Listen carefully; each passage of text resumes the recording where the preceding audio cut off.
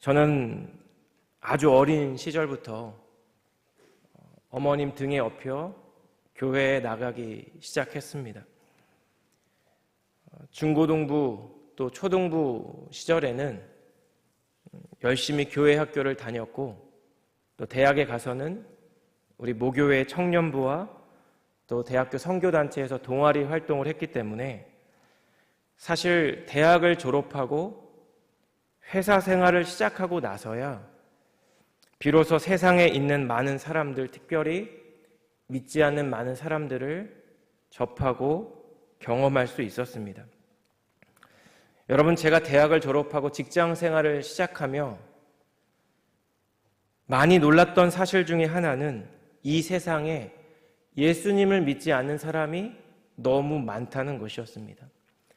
여러분, 더 놀라운 것은 적어도 그들은 겉으로 보기에는 예수님 없이도, 구원자 없이도 너무나 잘 먹고 잘 살고 있는 것처럼 보인다는 사실이었습니다.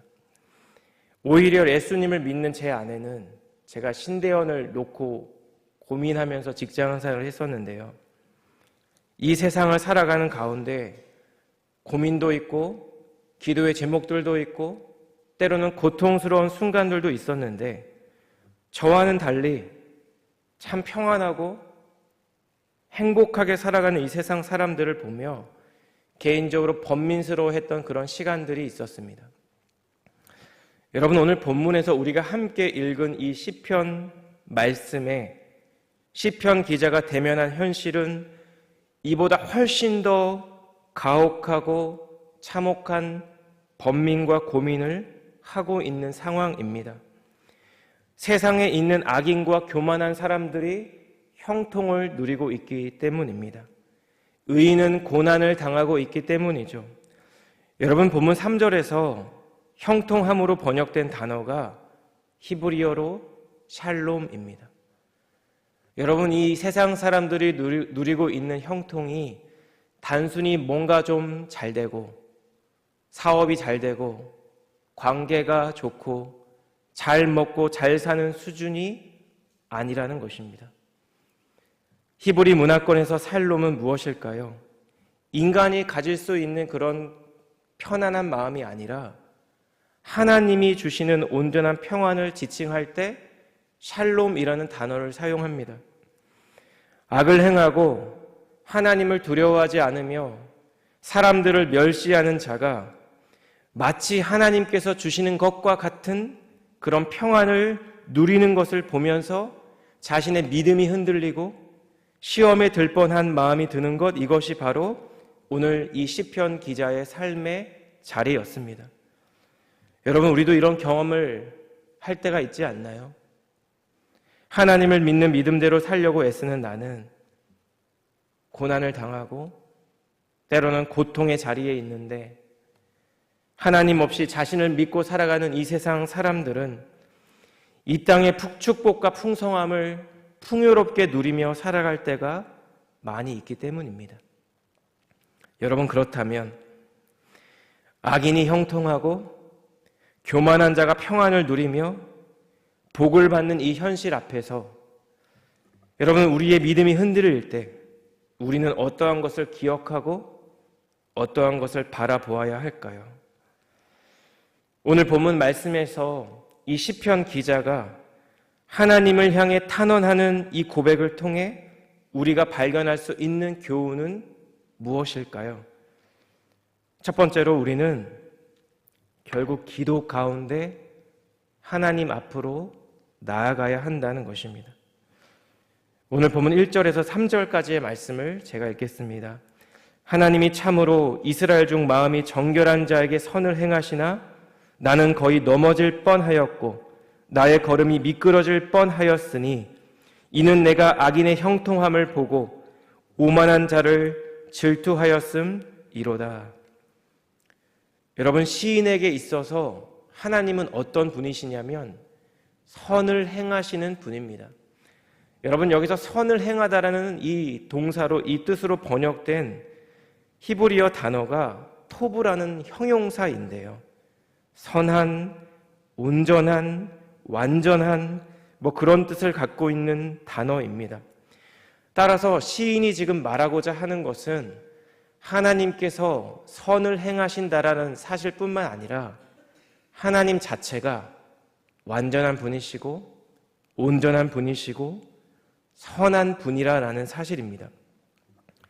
자, 그런데 여러분, 시인의 번민과 고뇌가 여기에서 시작됩니다.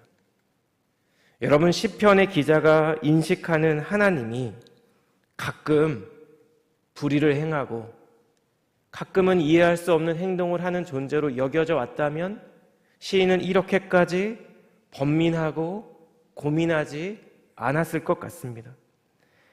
단 한 번도 의심하지 않았던 믿음이 하나님은 선하시고 그분이 행하시는 일은 모두 선한 것이다 라는 믿음이었는데, 마음이 정결한 자에게 선을 행하신다라는 분이 바로 하나님이라는 믿음이었는데, 이 세상을 보니까 정말 그럴까? 하나님이 정말 그런 분인가? 라는 의심이 든다는 것입니다. 여러분, 그 이유가 3절을 보시면 이렇게 언급됩니다. 이는 내가 악인의 형통함을 보고 오만한 자를 질투하였음이로다. 여러분, 하나님께 벌을 받아야 하는 악인이 형통함을 누립니다. 자식들이 모두 잘 되고 명문대에 진학할 뿐만 아니라 이 땅에서 누릴 수 있는 모든 풍성함을 누립니다. 그런 사람들을 보며 시인의 마음 안에 질투가 든다는 것입니다. 여러분, 본문 3절을 다시 보시면 내가 악인의 형통함을 보고라는 이 동사, 보다라는 동사의 시제가 미완료 시제로 되어 있습니다. 여러분, 계속해서 무언가를 보았다는 것입니다. 우연찮게 한두 번 잘 되고 일이 잘 풀린 것이 아니라 인생 가운데 지속적으로 계속해서 악인의 형통함을 시편 기자가 보아왔다라는 것입니다. 여러분, 도대체 악인이 누리는 형통이 무엇일까요? 오늘 본문 4절을 보시면 악인은 죽을 때 고통이 없고 건강하게 죽습니다. 여러분, 악한 일을 행하고도 평생 건강하게 살았으면 적어도 내가 100번 양보해서 적어도 죽을 때는 좀 고통스럽게 죽어야 하는데, 여러분, 그래야 좀 더 공평한 것 같고 그래야 그나마 하나님이 살아계신 것 같은데, 여러분, 그렇지도 않다라는 것입니다. 5절을 보시면 그들은 사람들이 당하는 고난도 없고 천재지변이나 전쟁 같은 재앙도 없습니다. 고난과 재앙 없이 평탄한 삶을 살아갑니다. 여러분, 만약 악인들의 삶 가운데 이러한 경험들이 쌓이면 악인들은 어떻게 생각할까요? 아, 내가 맞게 살고 있나 보다. 자신들의 악함을 깨닫지 못하게 될 것입니다. 더 교만해지고 더 강팍해지고 더 스스로를 믿으며 살아가게 될 것입니다. 그래서 시인은 6절을 보시면 교만이 그들의 목걸이요 강포가 그들의 옷이라고 말하고 있는 것입니다. 그런데 여러분, 악인의 이러한 형통함이 시인으로 하여금 더 번민스럽고 더 고통스럽게 하는 이유가 있습니다. 오늘 본문 10절에서 12절 말씀인데요, 우리 함께 읽겠습니다. 시작. 그러므로 그의 백성이 이리로 돌아와서 잔에 가득한 물을 다 마시며 말하기를 하나님이 어찌 알랴 지존자에게 지식이 있으랴 하는도다. 볼지어다 이들은 악인들이라도 항상 편안하고 재물은 더욱 불어나도다. 여러분, 10절에서 말하는 그의 백성은 누구일까요? 여러분, 여기서 말하는 그는 남성 3인칭 단수로 되어 있습니다. 그래서 학자들은 하나님이라고 추정합니다. 그의 백성은 하나님의 백성이죠. 여러분, 하나님의 백성이 악인에게로 다시 돌아온다는 것입니다. 하나님의 백성은 원래 악인들의 악행으로부터 떨어져 있었는데 악인들이 번영하고 형통하고 이 땅에서 장수를 누리고 자식들은 잘되고 평안하게 살아가는 것을 보고 악인을 추종하는 자리로 다시 돌아온다라는 것입니다. 거룩한 하나님의 백성이 다시 악인의 자리로 돌아와 마치 잔에 가득한 물을 벌컥벌컥 모두 다 마시고 치워버리는 것처럼 많은 악행을 저지르며 살아간다라는 것입니다. 여러분, 이러한 현실 앞에서 시편 기자는 낙심하고 좌절합니다. 오늘 마지막 본문 두 구절이 13절과 14절인데요. 내가 내 마음을 깨끗하게 하며 내 손을 씻어 무죄하다 한 것이 실로 헛되도다. 나는 종일 재난을 당하며 아침마다 징벌을 받았도다. 여러분, 시인은 날마다 자신의 마음을 정결하게 지켜왔습니다. 마치 욥과 같이 죄가 생각나면 바로 회개하고 제사를 드렸을 것입니다. 죄를 짓지 않으려고 무단히 애쓰고 또 애썼을 것입니다. 그런데 그렇게 살아온 것을 지금 뭐라고 하고 있냐면 헛되도다 라고 말합니다. 왜냐하면 악하고 교만한 자들은 형통을 누리고 그런데 하나님의 뜻대로 살기 위해 몸부림치는 자기 자신은 마치 재난을 당하고 하나님께 징벌을 받는 것처럼 비참한 삶을 살고 있기 때문입니다. 여러분, 그런데 이렇게 하나님을 향한 믿음과 신뢰가 흔들리고 신앙이 근간이 흔들리는 이 상황 가운데 시인이 놓지 않고 있는 한 가지가 있습니다. 무엇일까요? 바로 기도입니다. 오늘 이 본문의 말씀이 증거입니다. 여러분, 오늘 본문 말씀처럼 시편 기자는 하나님께, 이 세상이 아니라 하나님께 자신의 절망과 자신의 낙심과 자신의 비참함을 토로하고 있다라는 것입니다. 여러분, 우리는 종종 이 세상을 살아갈 때 한때 예수님을 믿었는데 이제는 믿지 않아요. 이제는 교회에 다니지 않아요. 라는 분들을 만날 때가 있습니다. 그런 분들 중에 어떤 분들은 이 세상에서 악인이 형통을 누리고 의인이 고난과 고통당하는 삶을 보며 마음에 시험이 드신 분들이 있습니다. 이런 하나님이라면, 이런 일을 행하는 분이라면, 이런 일을 허락하는 분이라면 내가 믿을 수가 없습니다. 이렇게 고백하는 분들이 있습니다. 그런데 여러분, 야고보서 1장 13절을 보시면 사도 야고보가 이렇게 고백하죠. 하반부 말씀인데요. 하나님은 악에게 시험을 받지도 아니하시고 친히 아무도 시험하지 아니하시느니라.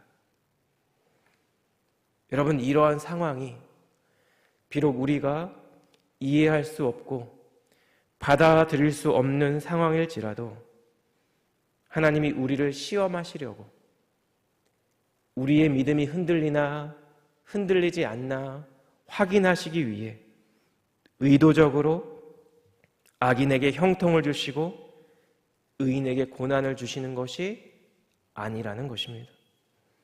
여러분, 그렇다면 내가 당장 이해할 수 없고 내가 당장 받아들일 수 없는 상황 가운데 우리는 어떻게 해야 할까요?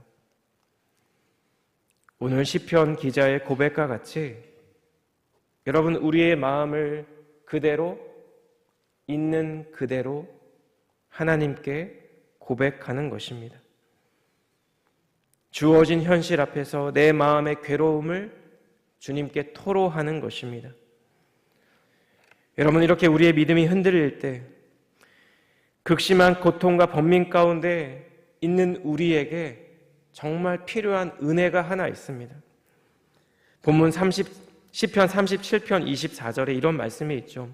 그는 넘어지나 아주 엎드러지지 아니함은 여호와께서 그의 손으로 붙드심이로다. 여러분, 우리가 이해할 수 없고 도저히 받아들일 수 없는 상황 가운데 때로는 우리의 믿음이 흔들릴 수 있습니다. 우리가 하나님의 신실함을 의심할 수 있습니다. 우리가 믿는 하나님이 과연 어떤 분이신지 도통 모르겠다고 생각할 때가 있습니다. 그런데 여러분, 우리가 넘어질 수 있지만 아주 엎드려지지 않는 이유는, 우리가 여전히 예배와 기도의 자리에 서 있는 이유는 우리를 붙들어 주시는 여호와의 손이 우리 안에 있기 때문인 줄 믿습니다. 여러분, 우리가 우리의 믿음과 신앙이 흔들리고 하나님을 향한 신뢰가 희미해져가는 상황 가운데에서도 우리가 넘어질지언정 엎드려지지 않는 주님의 은혜가 있기를 우리 주님 이름으로 축복합니다. 의인이 누려야 하는 형통함을 악인이 누리고 있고, 악인이 받아야 하는 실패와 저주를 의인이 겪고 있는 현실 앞에서도 여러분, 하나님께 우리의 괴로움을 토로하며 기도했던 이 시편 기자와 같이 오직 주님을 붙들고 주님 앞으로 나아가는 우리 저와 사랑하는 성도님들 되시기를 예수님 이름으로 축복합니다. 온 세상 모든 사람의 죄악을 대신 지고 이제 곧 걸어가야 하는 십자가의 길을 앞에 두고 심한 통곡과 눈물로 간구와 소원을 올려드렸던 예수님을 기억하며 다시금 주님 앞으로, 은혜의 보좌 앞으로, 또 기도의 자리로 나아가는 저와 여러분들 되시기를 우리 주님 이름으로 축복합니다. 오늘 본문의 말씀을 통해 우리는 두 번째로 우리 자신을 돌아봐야 한다는 것을 생각해 볼 수 있습니다. 여러분, 이스라엘에게 있어서 가장 중요한 정체성은 무엇일까요? 그들이 선택받은 민족이라는 것입니다. 하나님께서 그들의 조상 아브라함에게 나타나셔서 여러 약속의 말씀을 해주시고 축복의 말씀들을 해주셨는데, 그 모든 축복의 약속들이 아브라함의 후손인 이스라엘 자손에게도 동일하게 주어진 약속이고 축복이라고 그들은 전혀 의심하지 않았습니다. 그런데 오늘 본문 1절을 보시면 시편 기자가 이렇게 고백하죠. 하나님이 참으로 이스라엘 중 마음이 정결한 자에게 선을 행하시나. 여러분, 의로우신 하나님이 선을 행하시는 대상이 단순히 혈통적으로 이스라엘이기 때문이 아니라는 것입니다. 이스라엘 중에 마음이 정결한 자에게, 악을 멀리하고 이웃에게 선을 베풀며 하나님을 사랑하고 하나님을 경외하는 자에게 선을 베풀어 주시는 분이 바로 여호와 하나님이라는 것입니다. 여러분, 이 의미를 우리가 조금 더 확장하면, 여러분, 우리가 교회에 다니기 때문에, 이 예배의 자리에 앉아 있기 때문에, 교회에서 맡겨주신 여러 일과 사역들을 감당하기 때문에, 우리가 성도이고 목사이기 때문이 아니라 우리 마음의 중심이 하나님 앞에서 순전하고 온전한 자일 때 그러한 자에게 선을 행하시는 것이 바로 여호와 하나님이라는 것입니다. 여러분, 마태복음 3장을 보시면 요단강에서 침례를 베풀고 있었던 침례 요한에게 사두개인들과 바리새인들이 다가옵니다. 침례를 받으려고 오는 것이 아니라 아마도 그들을 지켜보려고 왔을 것 같습니다. 그런데 침례 요한이 그들을 향해 이렇게 외치죠. 마태복음 3장 7절입니다. 요한이 많은 바리새인들과 사두개인들이 침례 베푸는 대로 오는 것을 보고 이르되, 독사의 자식들아, 누가 너희를 가르쳐 임박한 진노를 피하라 하더냐. 그리고 이어지는 말씀이 8절과 9절인데요. 그러므로 회개에 합당한 열매를 맺고 속으로 아브라함이 우리 조상이라고 생각하지 말라. 내가 너희에게 이르노니 하나님이 능히 이 돌들로도 아브라함의 자손이 되게 하시리라. 여러분, 당시 사두개인과 바리새인들은 유대 사회에서 종교 또 사회적 지도자였습니다. 사두개인은 다윗 시대 대제사장이었던 사독의 후손이자 추종자들로 유대 사회에서 귀족계층이었고, 바리새인들은 율법을 철저히 지킬 것을 강조하며 유대인들에게 영향력을 끼치던 당시의 종교 지도자들이었습니다. 여러분, 그런데 종교 지도자들에게 자신들이 아브라함의 후손이기 때문에, 하나님의 선택받은 민족이기 때문에 하나님의 유업을 기업으로 받을 것이라고 확신하는 이 사람들에게 회개에 합당한 열매를 맺으라고 말합니다. 왜냐하면 하나님께서는 이 길가에 떨어져 있는 돌들로도 아브라함의 후손이 되게 하실 수 있는 분이기 때문이라는 것입니다. 여러분, C.S. 루이스라는 분이 고통을 가리켜 귀먹은 세상을 향한 하나님의 소리, 하나님의 메가폰이라고 표현한 바 있습니다. 여러분, 악인이 형통을 누리고 의인이 고통당하는 상황 가운데 우리의 시선이 그런 세상이 아니라 주님을 바라보고 더 나아가 내 자신을 바라보라는 것입니다. 우리 주님이 원하시고 바라시는 그 온전한 신앙과 믿음이 내 안에 있는지를 돌아보라는 것입니다. 여러분, 주어진 현실 앞에서 신음하고 또 하나님께 자신의 괴로움을 토로했던 이 시편 기자가 이 시편 73편을 마치며 이렇게 고백합니다. 우리 마지막 27절과 28절 말씀인데요. 시편 73편 27절과 28절 말씀 제가 읽겠습니다. 무릇 주를 멀리하는 자는 망하리니 음녀같이 주를 떠난 자를 주께서 다 멸하셨나이다. 하나님께 가까이 함이 내게 복이라. 내가 주 여호와를 나의 피난처로 삼아 주의 모든 행적을 전파하리로다. 여러분, 결국 시편 기자가 깨달은 것은 무엇일까요?